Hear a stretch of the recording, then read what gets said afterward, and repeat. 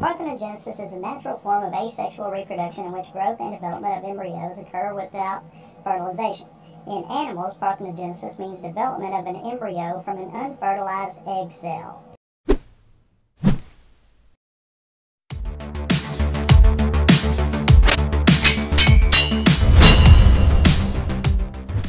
Did you hit the button?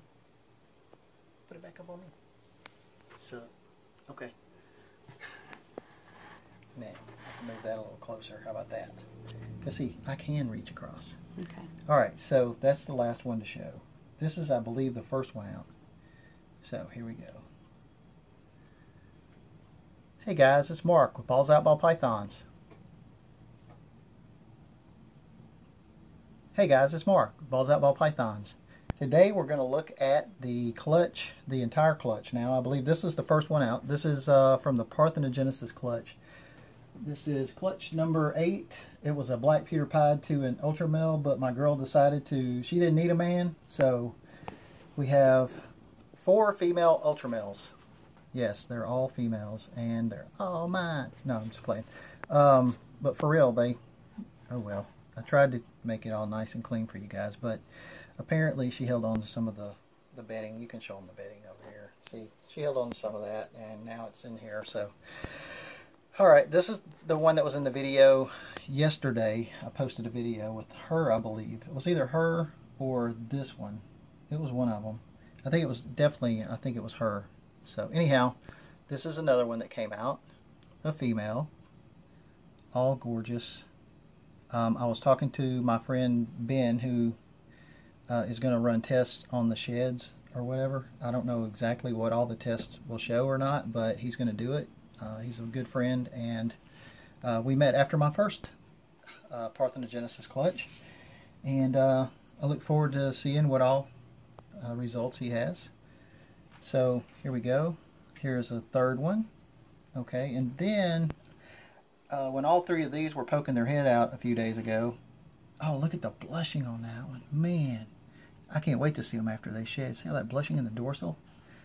So anyhow, he was asking me, we were messaging yesterday, and he asked me if I had any with umbilical issues, and I honestly thought that the 4th one wasn't going to make it.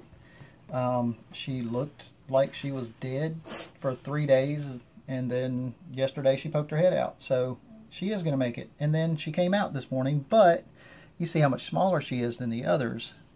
She didn't absorb any of her yolk, and he was asking me if I'd had any umbilical issues with them. And I hadn't up until that point, but I guess because she didn't absorb her yolk, that there was a little bit of an umbilical issue maybe, huh?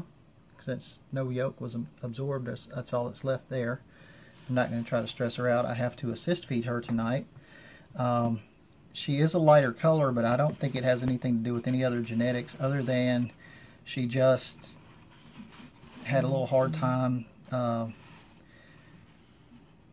absorbing her yolk and everything, and I think that she just took a little longer to develop or something. She may color up, she may not. Either way, she looks really gorgeous, and if there's going to be one that I'll hold back, it'll probably be her for sure, and probably that one that has that real cool banding. I really don't know yet. I know I'm going to hold back 2 of them. I already have one of them spoken for. 100% for sure spoken for. I wasn't going to talk about letting any go or anything until, you know, all of them had come out and they had shed and all that, but it was a really, really close friend. So I decided that if I do let go of one, they would get the first one, and I'm still not 100% sure that I'm not going to hold them back, but I just, you know, I have to know somebody is extremely serious, and I know that she's not somebody that's going to flake out on me. So anyhow, here we go. This is the little one. I'm going to go ahead and put it back over here. This is, it looked like a pastel Ultramel when it was in the egg, and I honestly thought it was dead. I almost got the egg out to throw it away a couple of days ago because there was no, I would touch it and rub it like this, and there was no movement whatsoever, and I was so sad. And then I decided to leave it one more day, and then she poked her head out and she came out. So yay, there's that one. And then we're going to end on this little crawly one over here. So then there's this girl. Yeah, parthenogenesis is when the female, for those of you who are just tuning in and haven't really been following me for years and years, parthenogenesis is when a female decides that she doesn't decide it, okay? Nature decides that the female doesn't use the sperm that the male has given her and uses just her own ability to produce. And I don't know how it happens, but they reproduce themselves. I said you were going to be last, didn't I? So there we go. That's basically what happens. And I have a couple of girls from an earlier parthenogenesis clutch that actually did give me eggs. So these will be viable. They will be able to. They'll be viable. They're not eggs anymore. They're snakes. They will be fertile. There we go. That's it. They'll be fertile. So they're so gorgeous, though. I love the color palette here. I love it, especially when they get a little older with a lot of the oranges and the burgundies and all of that stuff. Yeah, somebody was trying to call. I have to decline your call, Mr. Jimmy. It was the Python burrow. I had to decline so we could finish the video. So I'll call him back in a minute. So there we go. The last one. And she has a lot of that blushing in there too.